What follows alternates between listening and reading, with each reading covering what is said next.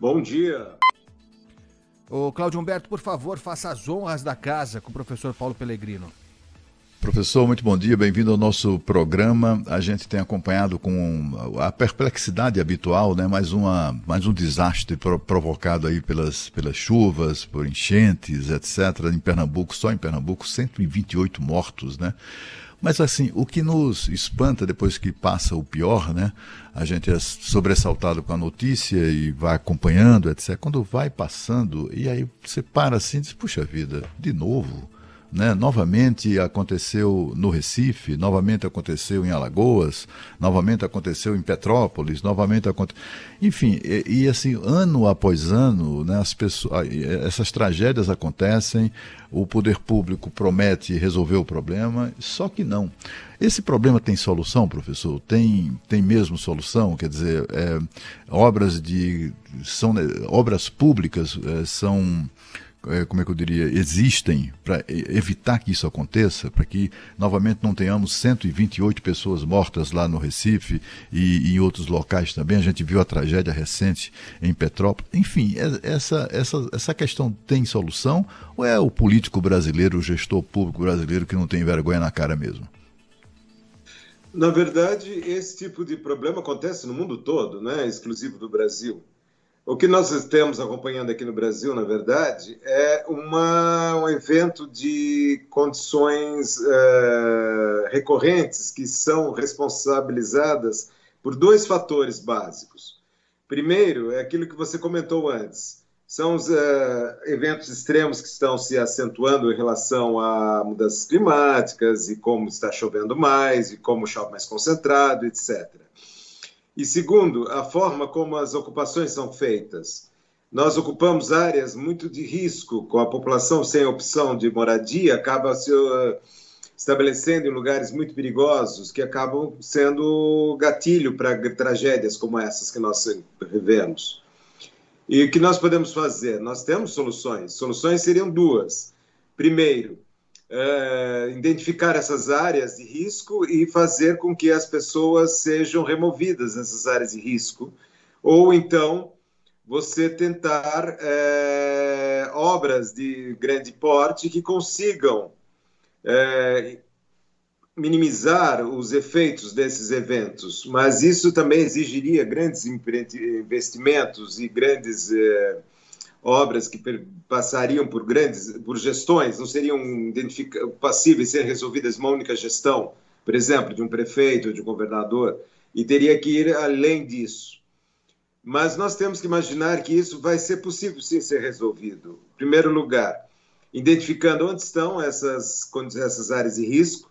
Segundo, fazendo as obras necessárias para conter essas áreas, para minimizar os efeitos desses eventos climáticos extremos que estamos observando.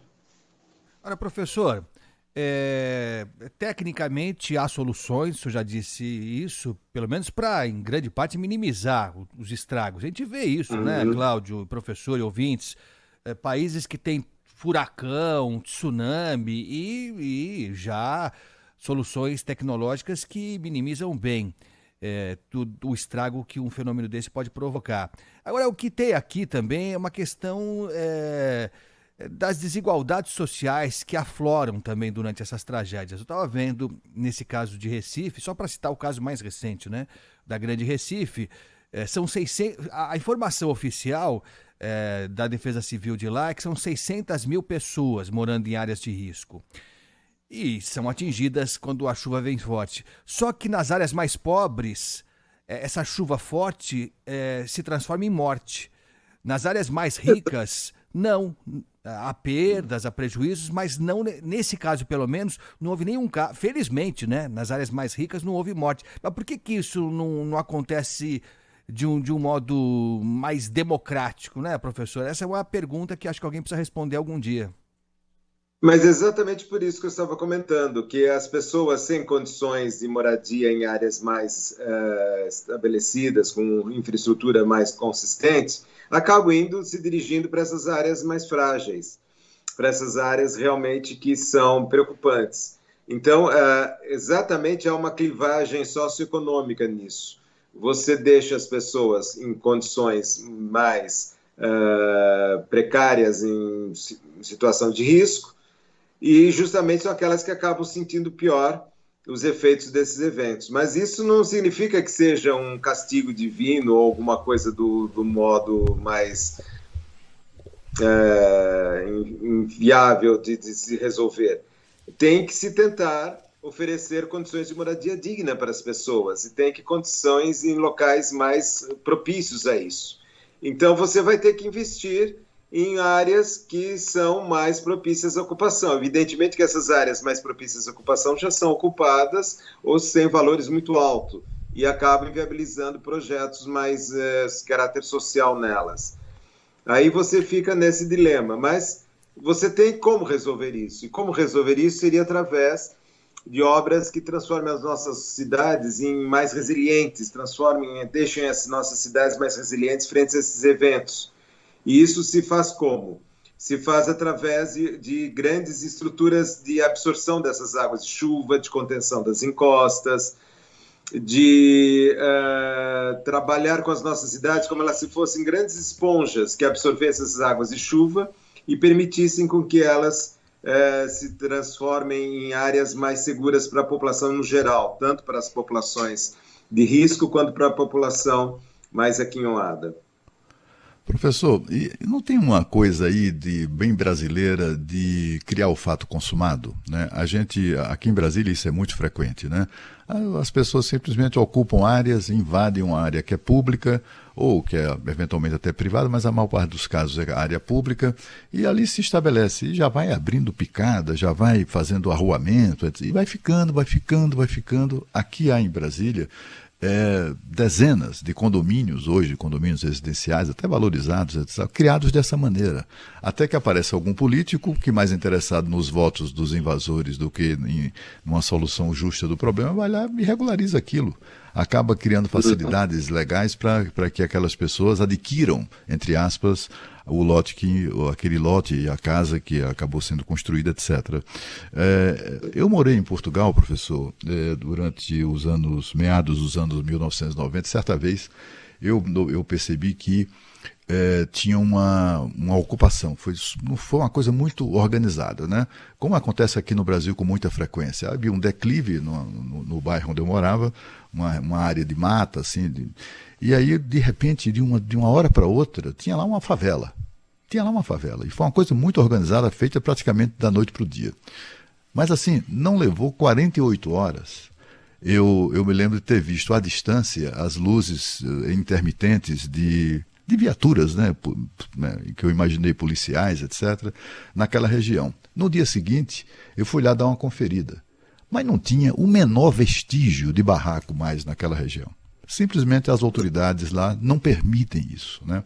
Tinha uma senhora assim do lado e eu perguntei: cadê aquela favela que estava aqui ontem? Como é que foi isso? Ele disse: não era favela, senhor doutor. Era um bairro de ciganos. Favelas tem no Brasil. Cá, entre nós, não há favelas e tal. Então, assim, mas o que o episódio para mim mostrou é que o poder público age com muita rapidez, não é? Olha, aqui não é lugar para favela, não é lugar de moradia, né? Até porque é um lugar perigoso para moradia, etc. E vai lá e simplesmente proíbe. Aqui no Brasil é diferente, acaba virando desculpa, né? Olha, isso aí aconteceu porque sabe como é que é, as pessoas não têm para onde ir, acabam construindo seus barracos nesses locais perigosos, etc. O problema é que o governo tem que resolver isso e tal. E acaba, e lá fora, uma atitude é outra, é a atitude no sentido da responsabilidade do poder público de impedir a geração do problema. O senhor acha que tem esse viés? Perfeito. Acho que você tocou no ponto corretíssimo. É exatamente isso. Nós temos uma leniência com relação a essas ações que vai gerando essas bombas relógio que vão ficando esperando o momento para acontecer a tragédia. Então nós temos exatamente isso, essa leniência que acontece quando você permite, e na verdade uma coisa mais do que permite, você incentiva até. Aqui em São Paulo e em outras áreas nós temos exatamente isso, que são ações orquestradas para a ocupação dessas áreas, não são ações muito espontâneas, não. Elas têm verdadeiras empresas imobiliárias por trás delas, empresas ilegais, que acabam fomentando a ocupação dessas áreas e usando a população como escudo para a ocupação de áreas cada vez maiores. Então, no fundo, essa questão que você colocou é o cerne do problema. Você deixa a população exposta e parece que você atende dessa forma uma necessidade básica de habitação, mas no fundo você está gerando todo um problema que vai lá para frente resultar numa tragédia. Nós estamos conversando com o professor Paulo Pellegrino, que é professor da Faculdade de Arquitetura e Urbanismo aqui da USP. Professor, imagino que, bom, o senhor já falou que soluções técnicas existem no mundo e o Brasil tem competência também para utilizá-las. Mas há um outro empecilho também que me parece que é relevante, que é a questão da lei, da nossa lei. Eu fiquei sabendo essa semana, viu, Cláudio? Não sabia, professor e ouvintes. Por exemplo, no caso de Recife, nós ouvimos responsáveis pela Defesa Civil de lá, dizendo o seguinte: olha, você tem no orçamento um X de recursos para atender a tragédia depois que ela acontece. Mas esse dinheiro não pode ser usado antes da tragédia. Você sabe os locais de risco, você poderia minimizar o dano sabendo que vai chover forte, mas esse dinheiro está carimbado e só pode ser usado depois, para tentar minimizar uma tragédia já ocorrida. A legislação precisava ser alterada também, né, professor? Isso é muito estranho, porque no fundo você teria que ser ações preventivas que impedissem de início que ocorresse a ocupação daquele lugar, como exemplo que o nosso colega acabou de colocar agora, e deixar depois para que o fato consumado ainda só possa ser usado os recursos após a tragédia. É um contrassenso total, né? Evidentemente que nós teríamos que pensar como fazer isso ser mais eficiente e mais eficaz para resolver o assunto antes da tragédia acontecer. Nós temos como fazer isso, sim. Mas o problema, né, professor, que há recursos para fazer também obras preventivas. O problema é que eles não fazem, né? Os gestores públicos não fazem. Exatamente. Essa obra de reparar o dano é uma obra também específica para reparar o dano, mas tem a obra para aquela obra preventiva, tem recursos para isso, recursos orçamentários, né? Aí a gente assiste, como vimos esses dias, para o governador de Pernambuco dando entrevista na Band News TV, dizendo, não, agora vamos fazer obras para evitar tragédias desse tipo, vamos começar ainda este ano essas obras. Por que não fez antes? Sabe, para mim é a pergunta assim, mas por que não fez antes, né? Teria evitado 128 mortos, né? É algo muito importante. É isso que eu queria. O senhor não percebe, assim, que para mim fica claro, o senhor também, com toda certeza, que é um estudioso, sabe disso, né? Percebe isso. Essa leniência do gestor, é como se para ele não fosse um problema. Ele assume, tem lá um monte de favela, gente ali esperando por uma chuva para morrer, e eles não fazem nada, absolutamente nada. Isso aqui é um traço do gestor público brasileiro, professor? Não diria que seria de todo gestor público, mas, na verdade, você tem uma inércia, né, do sistema que acaba sempre esperando mesmo com que o evento aconteça para depois ir correr atrás do prejuízo. Isso, no fundo, é muito, muito preocupante. Nós devíamos inverter essa lógica, como vocês viram aí. Nesse exemplo, nós tivemos que identificar as áreas de risco, nós temos que mapear essas áreas, identificar essas áreas e fazer ações preventivas já, realmente, começar antes dos eventos serem um fato. E isso nós temos que acontecer agora mesmo. Acho que isso é muito importante que se faça essas ações. Nós temos todo um conjunto de soluções técnicas que podem ser empregadas para enfrentar esses problemas, e vão desde a remoção da população das áreas de risco, criação de soluções de impacto ambientalmente mais positivo e condições de resolver isso de uma maneira mais adequada. Vamos em frente, eu acho que dá para se avançar nisso, sim, e tem que se pensar que essas ações precisam ser feitas o mais rapidamente possível. É isso, e talvez isso tenha que ser cobrado já na campanha, né? Temos uma campanha para presidente e tal. Dúvida. Por que não, né? Vamos cobrar de quem quer administrar. Precisamos de projetos. Quem quer administrar o país, se tem ou não solução para esses problemas também. Professor Paulo Pellegrino, professor da FAO, da Faculdade de Arquitetura da USP. Muito obrigado. Histórica. Histórica, tradicionalíssima. Quantos nomes passaram por lá, né? Muita gente boa mesmo. Professor, foi um prazer tê-la aqui conosco. Bom final de semana e até uma próxima.